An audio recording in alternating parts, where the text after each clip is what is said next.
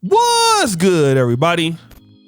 It's your boy, O'Shea Duke Jackson, back at it again with another episode of The Celebrity Junk.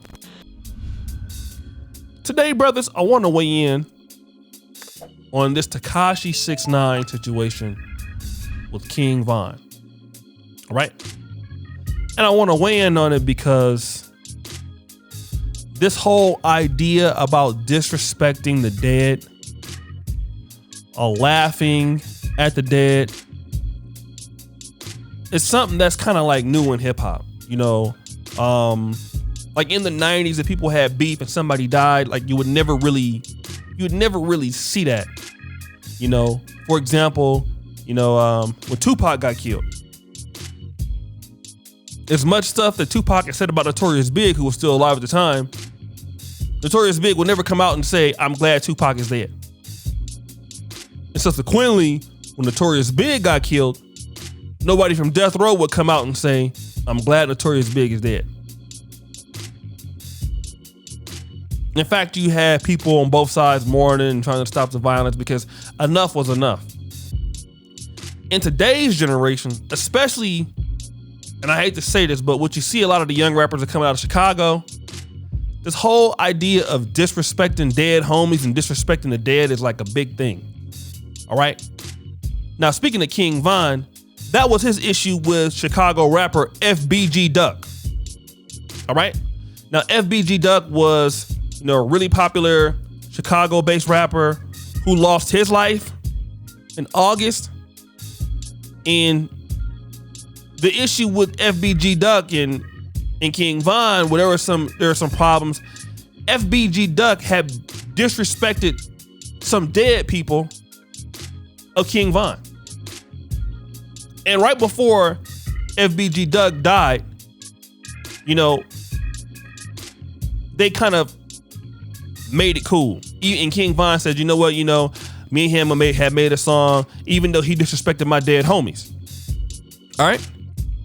Now let's move it forward to the current situation with King Von. Now, it's speculation that King Von got shot over dealing with NBA YoungBoy's girlfriend, Janie, or ex-girlfriend, Janie. He took a photo with her. I don't think that's the case because when I saw this footage of what happened at the club, King Von went and swung on Quando Rondo first. So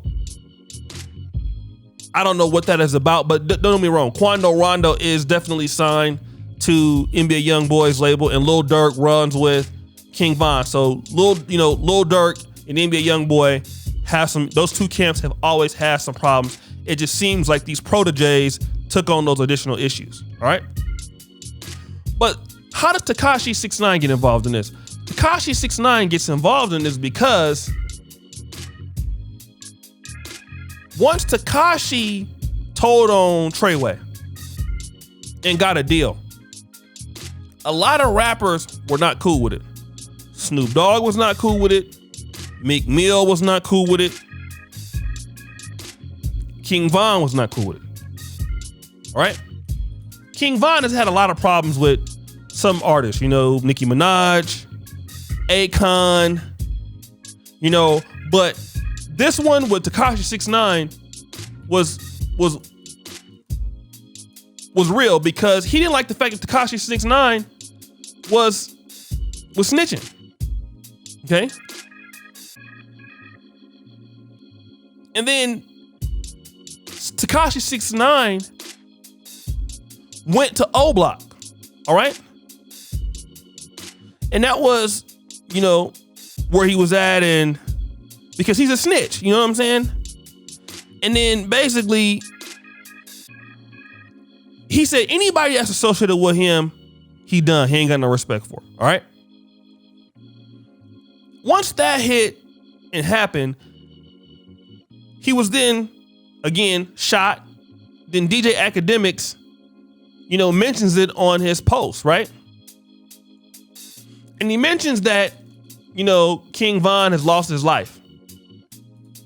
And then, but what happens is Tekashi 6ix9ine comes on the post and laughs. What?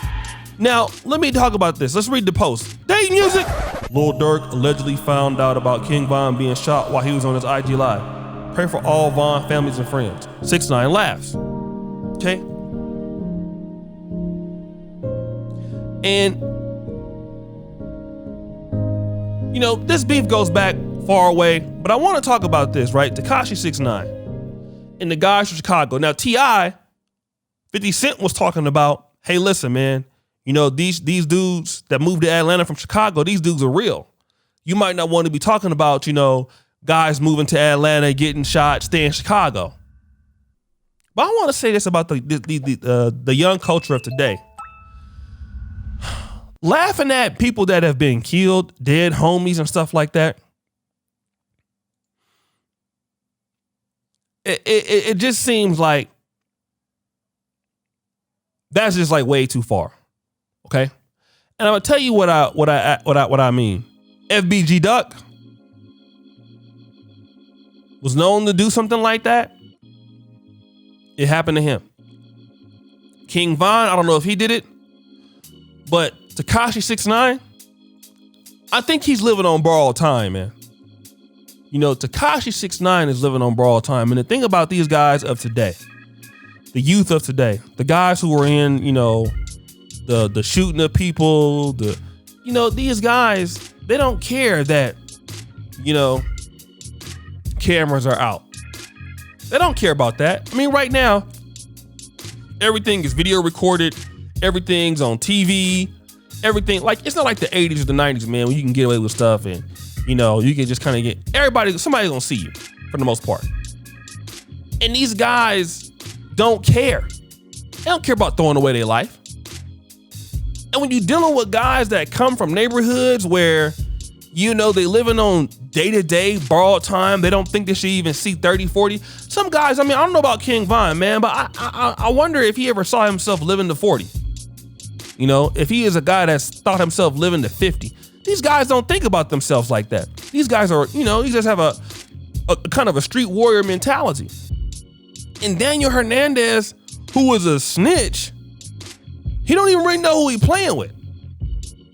And like I said, my heart goes out to today's young black male youth, because the thing about it is that these young brothers are losing their lives for absolutely nothing. You know, you saw King Von in that particular fight scene.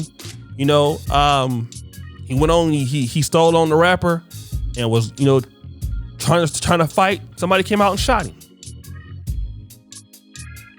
And he's gone just like that. Probably over something that could have been talked about. Something that could have been collaborated about, talked about between men.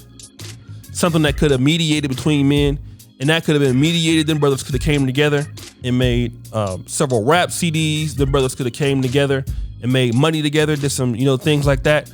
And that's what we're missing right now. So we have a lot of young men out there that don't know how to resolve their issues with words. You know, we don't have a lot of reasoning between young black men a lot of times. And this comes because they're not being raised by men, you know?